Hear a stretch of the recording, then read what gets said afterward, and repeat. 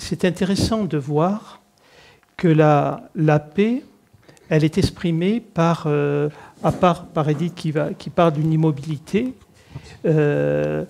Chacun l'exprime beaucoup par, comment dirais-je, la conséquence de ce que peut donner la paix intérieure. Mais la paix intérieure, réellement, n'est pas observable.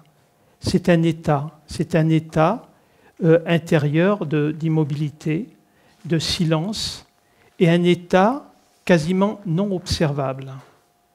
Je détaillerai pourquoi dans ce qu'on est en train d'écrire, ce qui permettra de mieux le comprendre et de mieux le définir. C'est-à-dire que la paix intérieure, c'est ce que nous sommes. Et l'agitation, c'est-à-dire tout le mouvement de la vie, c'est ce que nous croyons être. Donc, nous faisons la confusion très souvent que nous allons trouver la paix à l'extérieur. Les cultures, les religions nous ont appris ça, en fait.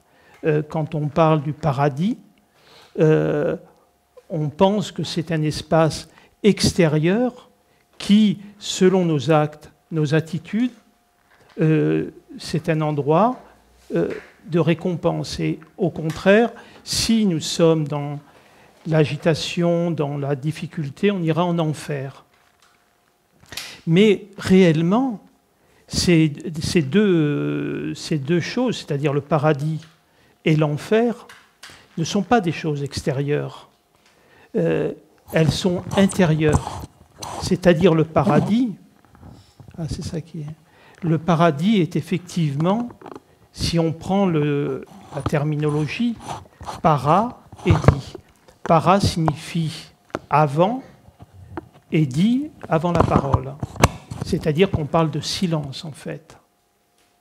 L'enfer, c'est l'agitation, c'est en faire toujours plus, c'est le mouvement. Donc ces deux espaces sont toujours des espaces intérieurs.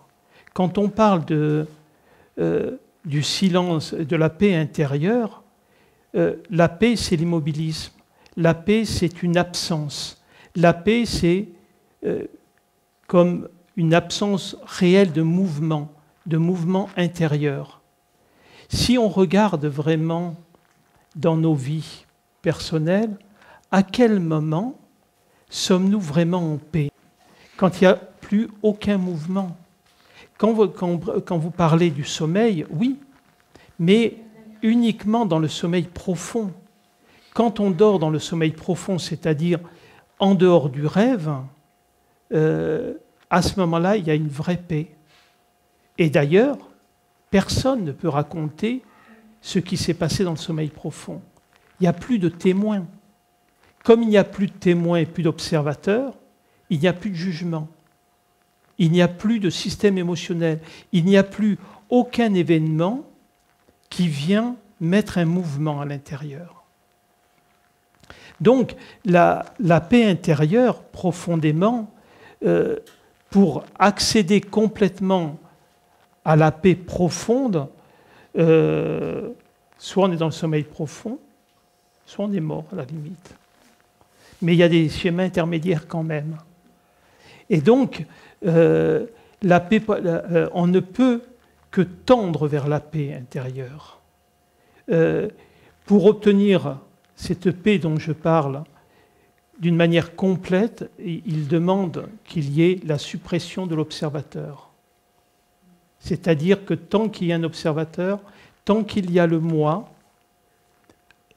personnel, il y a une interprétation, il y a un jugement, il y a une tension ou un plaisir, une détente ou une réaction.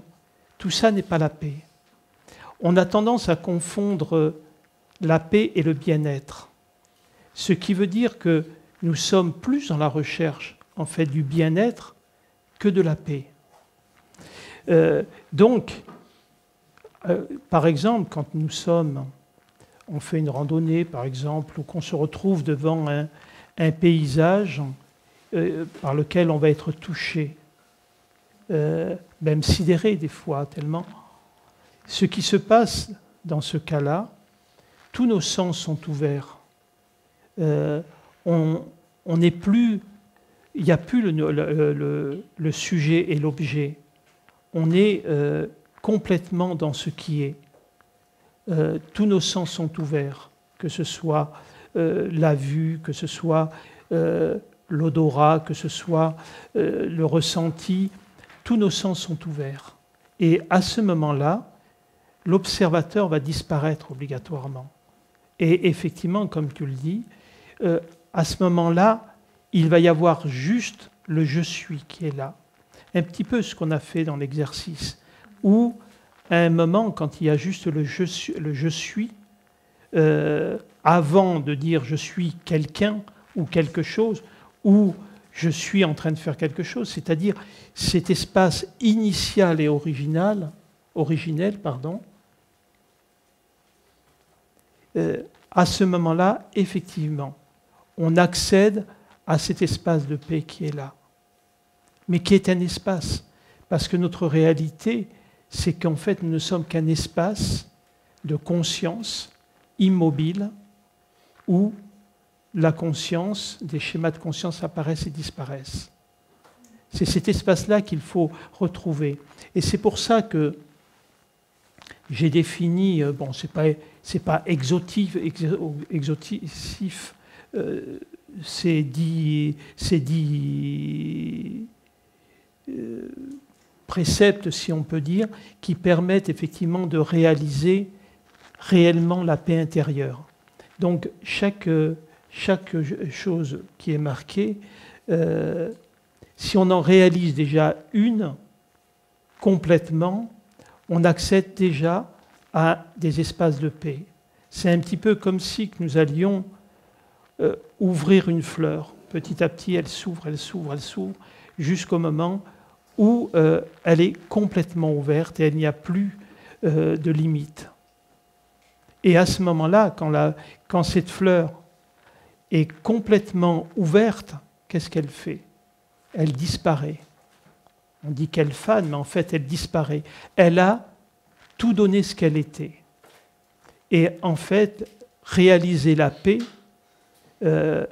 profonde intérieure, c'est la disparition. Pas la mort, mais la disparition de toutes nos limites. Et à ce moment-là, il n'y a plus que l'odeur, si vous préférez, qui est là. C'est-à-dire notre fragrance profonde, notre identité profonde qui reste présente, mais pas notre individualité.